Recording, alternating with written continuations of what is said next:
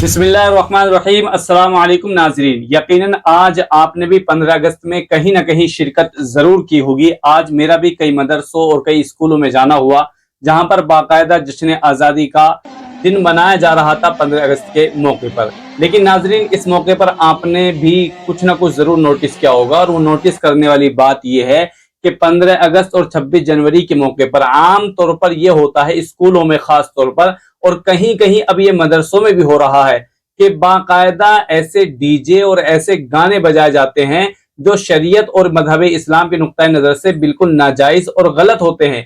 और ताज्जुब की बात तो यह है कि बच्चियां हिजाब में होती हैं, लिबास में होती हैं, इसके बावजूद भी उनको क्या किया जाता है, डांस कराया जाता है, नचाया जाता है। और वहां पर बाकायदा बादशाह हजरात भी बैठे हुए होते हैं, बुजुर्ग हजरात भी बैठे हुए होते हैं, इधर माए बहन भी बैठे हुए होते हैं। और बाद जगहों पर तो ये देखा गया है कि लड़के और लड़कियां एक जगह बैठे हुए थे, यानी मखलूत लोग होते हैं, और ये प्रोग्राम हो रहा होता है, डीजे बज रहा होता है, ताल लग रही होती है और बच्चियां थिरक रही होती हैं। और ये सारा कुछ हो रहा है हमारे मुल्क के 15 अगस्त और 26 जनवरी के आजादी के मौके पर। देखिए, हमारा मजहब जो है मजहब इस्लाम है, हमारा जो मुल्क है वो हिंदुस्तान है। अल्हम्दुलिल्लाह सुम्मा अल्हम्दुलिल्लाह, ये अल्लाह का लाख लाख शुक्र है कि हमारे बुजुर्गों की कुर्बानी के नतीजे में हमारे मुल्क को अंग्रेजों से आजादी मिली। लिहाजा मुल्क से मोहब्बत और उस आजादी का जश्न मनाना इंसान की एक फितरी बात है। लिहाजा जश्न मनाना चाहिए, जरूर मनाना चाहिए, हर एक को मनाना चाहिए और अपनी आजादी को सेलिब्रेट करना चाहिए, इसलिए कि अल्लाह की तरफ से बहुत बड़ा इनाम और बहुत बड़ा तोहफा है। लेकिन याद रहे, मजहब इस्लाम के अंदर खुशी के मौके पर भी इंसान को बेलगाम और आजाद होने की इजाजत नहीं है। यानी इस तरह से इंसान खुशी में लीन हो जाए कि उसको हलाल और हराम की भी तमीज ना रहे। इसी तरह गम के मौके पर इंसान इतना इजहार अफसोस करने लगे, इतना मायूस हो जाए कि इंसान खुदा की जात से यकीन हटाकर न जाने कैसी कैसी बातें करने लगे। लिहाजा एतदाल का जो रास्ता है, बीच का जो रास्ता है, वो सबसे बेस्ट और बेहतरीन रास्ता है। लिहाजा खुशी का मौका हो या गम का मौका हो, मजहब इस्लाम हमेशा हमें इत्तिदाल की राह इख्तियार करने की तलकीन करता है, तरगीब करता है, हमें हुक्म देता है। लिहाजा अब यहाँ पर जो हमें बात करनी है वो ये बात करनी है कि 15 अगस्त का मौका हो या 26 जनवरी का मौका हो, बहुत से मवाद और बहुत सारे प्रोग्राम और बहुत सारे वहां पर गाने ऐसे बजाए जाते हैं जो पहले से ही मजहब इस्लाम के अंदर हराम है। लेकिन इसके ऊपर यह कि बच्चों को बाकायदा नचाया जाता है, माँ बाप भी इसको देख रहे होते हैं, असातिज़ा और टीचर्स की निगरानी में होता है। लिहाजा याद रखिए कि गाने की मजहब इस्लाम के अंदर इजाजत नहीं है।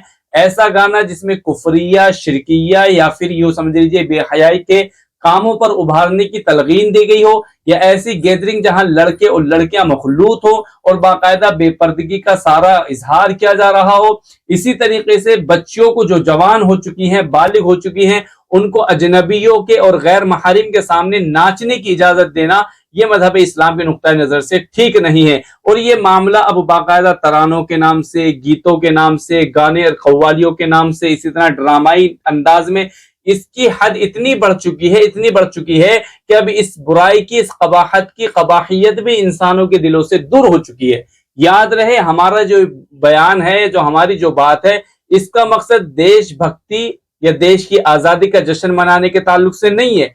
देश की आजादी का जश्न मनाना हमारी सबसे पहली तरजीह है। देश की आजादी का जश्न मनाना जरूरी है, लेकिन देश की आजादी बनाने का मकसद ये होना चाहिए, मतलब ये होना चाहिए कि हमारा मुल्क कई सौ साल के तक अंग्रेजों की गुलामी में रहा। उस वक्त हिंदुस्तानियों के हालात कितने नाखुशगवार हो चुके थे। हिंदुस्तानियों को यूं समझ लीजिए हिंदुस्तान ही के अंदर गुलाम बना लिया गया।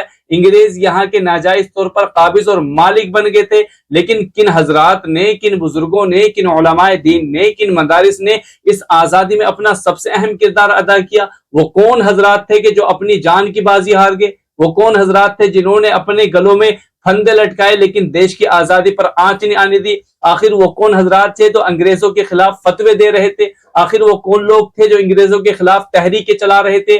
आखिर वो कौन लोग थे जो अंग्रेजों के खिलाफ न जाने कितनी जगहों पर मोर्चे खोल रखे थे?